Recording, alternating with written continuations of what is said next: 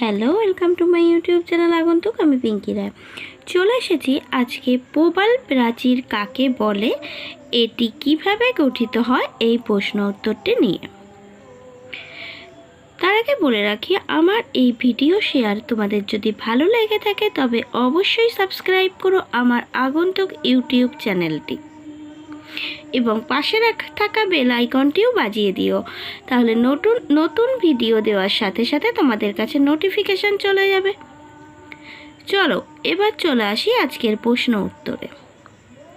প্রবাল প্রাচীর কাকে বলে? প্রবাল বা কোরাল নামক সামুদ্রিক অমেরুদণ্ডী প্রাণীরা কলোনি গঠন করে বসবাস করে। এই কলোনিতে গড়ে ওঠা চুনাপাথরের পাহাড় বিশেষকে প্রবাল প্রাচীর বলা হয়। এবার পরের প্রশ্ন, এটি কিভাবে গঠিত হয়? কলোনি গঠনকারী কোরাল যেমন অ্যাস্ট্রিয়া বা স্টার কোরাল বা স্ট্যাগহর্ন কোরাল বহুদিন ধরে এক জায়গায় বাঁধতে থাকে এবং তাদের বসবাসের জায়গায় ক্যালসিয়াম কার্বনেট বা চুনাপাথরের পাহাড় তৈরি হয়। এভাবে প্রবাল প্রাচীর গঠিত হয়।